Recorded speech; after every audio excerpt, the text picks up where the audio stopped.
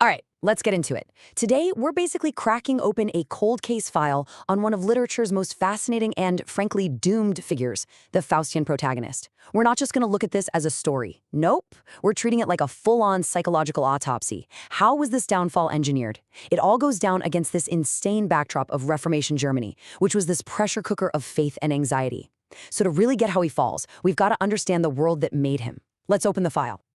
Okay, so the whole tragedy, the whole thing, really hinges on one absolutely critical idea. This guy's destruction was an inside job. It wasn't just some random temptation that got him. No, it was a fatal flaw, something buried deep inside his own character that did him in. You see, his massive intellectual pride, it's not just him being arrogant. It's actually a shield he desperately built to protect himself from a fear that was just eating him alive. So let's dive into that. A soul primed for peril. We're going to dissect the psychological blueprint of this guy because, he was in deep, deep spiritual trouble way before any devil showed up at a store. His own character, that was the real catalyst for his doom. So what does that look like? Well, inside his soul, there's this massive civil war going on. On one side, you've got this incredible intellectual pride, right? This burning ambition to just shatter the limits of what humans are supposed to know. But warring against that is this crippling existential fear. We're talking a deep, agonizing terror about salvation and damnation, something that was just baked into the very air of his chaotic times. And this quote, this really is the master key to unlocking his whole psychology. See, his pride isn't the actual problem, it's a reaction, a defense mechanism. He's desperately trying to think his way out of a spiritual terror that he can't handle. It's like he's building this massive fortress of knowledge, hoping he can just hide inside and wait out the storm of doubt raging outside. And so what you end up with is this perfect internal schism, this exact combination of pride as a shield and soul-crushing fear. It creates the perfect weak spot. It's like a gaping psychological wound, and it makes him the absolute ideal target for a very specific kind of predator, one who knows exactly how to twist that knife. Which brings us to our next chapter, the predator's perfect gambit. This is where we analyze the custom-made temptation that feels like freedom, not a trap. Because that vulnerability we just talked about, it sets the stage perfectly. And right on cue, enter the predator, Mephistopheles. But you gotta understand, he's not just some generic bad guy. He's more like a master psychologist performing, and I love this phrase, spiritual surgery. He doesn't have to create the despair, he just has to weaponize it. So how does he do it? He designs this totally bespoke temptation, a strategy that the source material calls a two-pronged assault on the soul. Think of it like a pincer movement. It's engineered down to the last detail to feel like this amazing liberation, not a one-way ticket to damnation. And these two lines of attack, they're designed to converge on one single point, getting him to sign the pact. Okay, vector number 1, the promise of Gnostic certainty. This is the master key. Mephistopheles offers him a chance to unlock all the universe's secrets, to know for sure. And look, this isn't just about being smart or winning a trivia night. This is a direct strike at the heart of his existential terror. It's the promise of a permanent end to all that agonizing doubt that's been tearing him apart. Then comes vector number 2, the illusion of total freedom.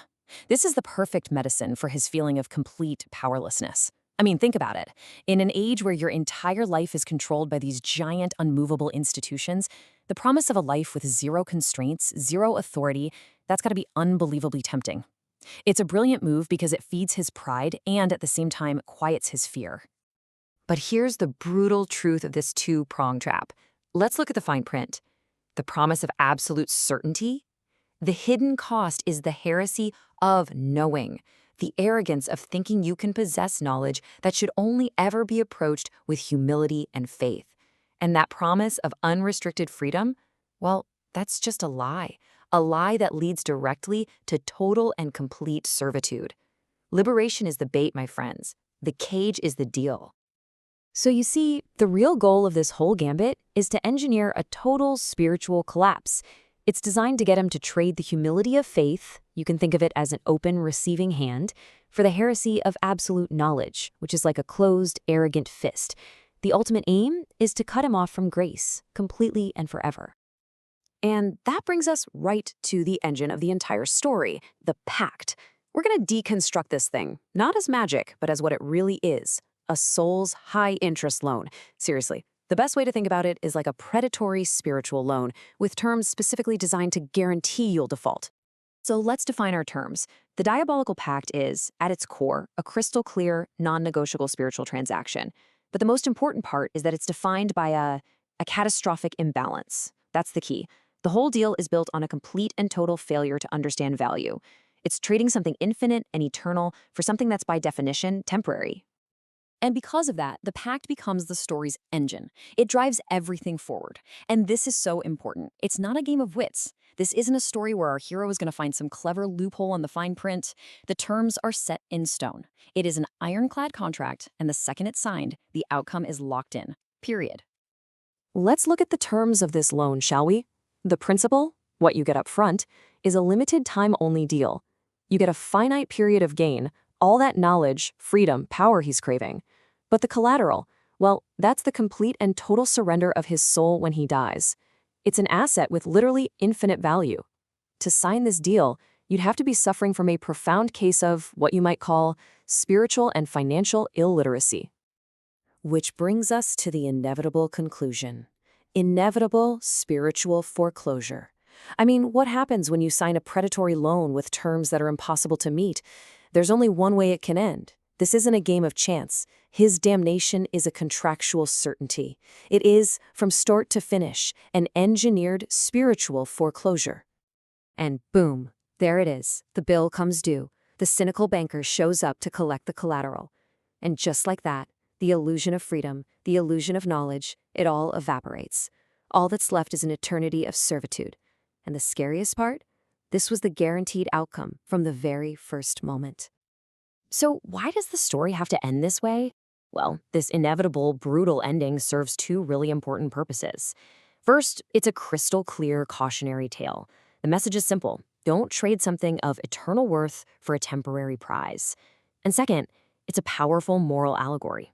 It's a story about the devastating consequences of letting our own pride and our own fear run the show. Okay, let's put all the pieces together for our final synthesis. Character is the story, because if there's one thing you take away from all this, it should be this. The protagonist is not a passive victim here, not at all. He is an active, willing participant in his own downfall. You can actually map out the entire tragedy in a straight line, a direct causal chain. Step 1, you have the man, with a psychological blueprint that makes him uniquely vulnerable. Step 2, that vulnerability allows the predator to design the perfect lure, a custom-made temptation that hits all his weak spots. And that, in turn, leads to step 3. He willingly walks into the cage, the transactional pact that uses his own choices against him to guarantee his destruction. You see? The character isn't just in the story. The character is the story. And in the end, that's why this story is so timeless. The Faustian Pact is about weaponizing choice itself. It's this powerful reminder that our deepest vulnerabilities, our pride, our fear, can be used against us, can be manipulated to make us choose our own cages. And that leaves us with one last kind of provocative thought to chew on. What choices, both the big ones and the small ones, are writing your story?